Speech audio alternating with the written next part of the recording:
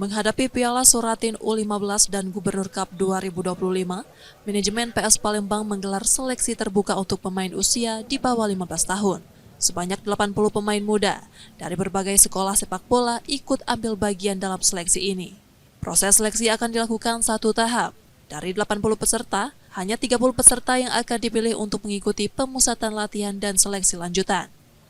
Dari jumlah tersebut, manajemen akan menyaring kembali hingga tersisa 24 pemain terbaik yang siap memperkuat skuad PS Palembang U15.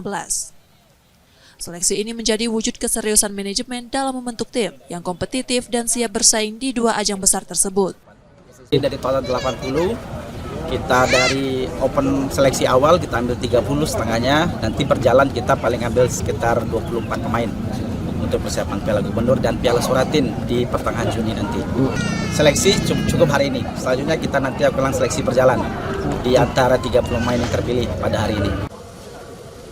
Antusiasme para pemain pun terlihat tinggi, dengan harapan bisa menjadi bagian dari tim kebanggaan Kota Palembang.